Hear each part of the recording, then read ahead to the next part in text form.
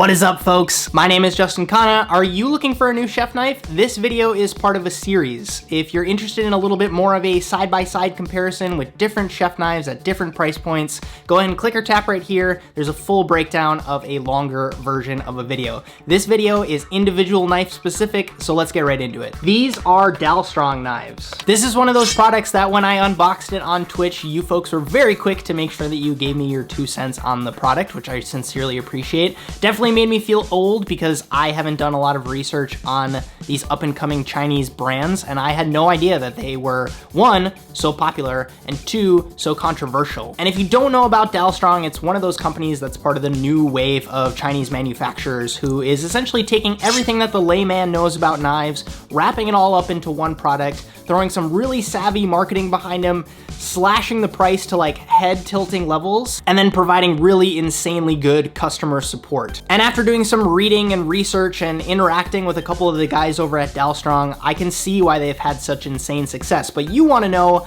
is the knife dope or no? First up, I've got their Gladiator series. I'm gonna keep this super short. Here's all the info for that knife. If you want it, go ahead and comment down below, I want the Gladiator, and the first person to comment down low will get it. And that prologue may lead you to believe that I don't enjoy this knife, and you'd be 100% correct in assuming that. It's got a stupid edgeless heel, the handle unnecessarily curves, which looks really sexy on paper, but when you're actually holding it, it's not comfortable at all.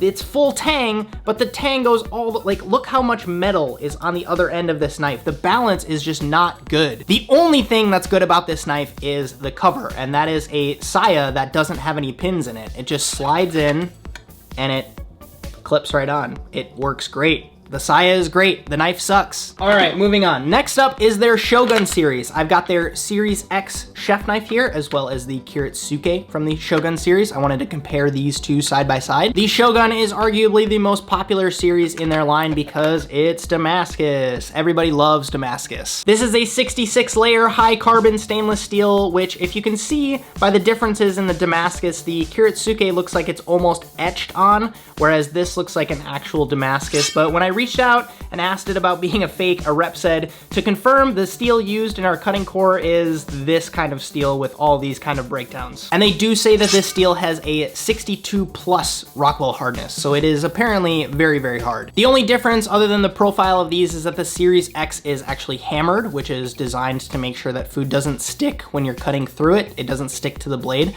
which worked pretty well in my opinion, but that's not to say that the Kiritsuke did have problems with food sticking to it, so only get it if it's something that you're into. I actually found that the hammered finish was kind of harder to keep clean because the hammered spots are actually really, really deep, so instead of that traditional one swipe through the towel that you'll normally do to clean your knife, I had to like rub it down to actually get the knife clean between use. Moving on to the handle, this is a G10 fiberglass. It almost looks like carbon fiber when you take a look at it, and it does have this really beautiful copper and brass decorative pin in the center. All of the sayas that come with the Shogun series are traditional plastic style sayas with a pin and a string attached, so that's a nice touch. The angle that they're giving you right out of the box is a 8 to 12 degree angle from what they're saying. Now for my thoughts and my review on the Shogun series and DALSTRONG knives in general, and feel free to take this with as many grains of salt as you need.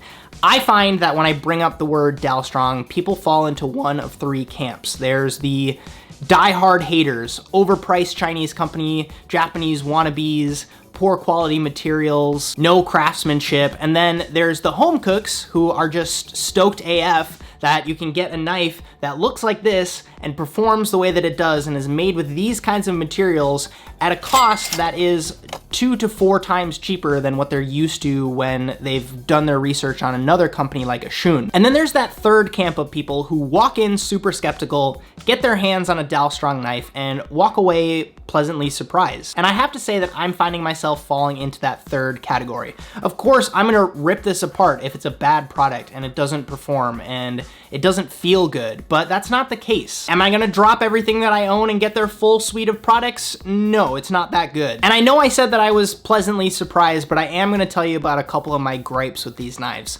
The edge out of the box was pretty raggedy. It wasn't polished in any way, shape, or form, which meant that after cutting with it for a couple of uses, I got these tiny microchips in the edge of the knife. And when it came to sharpening, because the steel is so hard, it actually took a couple of extra passes to make sure that that edge got reshaped and then it was nice and clean. And then once I got it on a stone, I figured out that the edge was actually bent. I first discovered it when I went to go sharpen the Kiritsuke, but then I also found it on the chef knife. If you go ahead and look down the heel of the knife, if you do one of these moves, I could show you like this. This is a good way to see that your edge is straight. But this edge, and the edge of the chef knife as well, has kind of an S curve to it. It goes, there's like a bow in the edge in one way. So when you go to sharpen it, you're gonna get these micro scratches along the edge because you keep your angle straight, but the shape of the edge is not straight. And all of this stuff, all these gripes that I have don't matter to the home cook because 94% of them aren't gonna sharpen their own knives. They're gonna take it to someone who's just gonna throw it on a grinder and they're gonna get the same edge that they got out of the box that was a little bit raggedy. And it's not to say I wasn't able to get the edge sharp. I was able to get it pretty sharp and it's holding up pretty well. But I do want to be fully transparent and I do want to be upfront about these problems that I had. I'd rather test it for you rather than have you drop your money and then be disappointed. Another disclaimer, and one of the reasons that makes me choose the chef knife over the Kiritsuke, is just the way that I work and the way that I use these knives. The heel and the knuckle clearance on the Series X chef knife is much larger. It allows for that rocking motion when you're chopping things. The Kiritsuke, it's much thinner here. So if you do a pinch grip, you're not gonna get the knuckle clearance that you want. And you're not supposed to cut like that anyways. It's supposed to be kind of a push cut motion because the way that the edge is shaped and the way that the tip is shaped, if you do that, the tip is gonna dig into your cutting board and that's not good.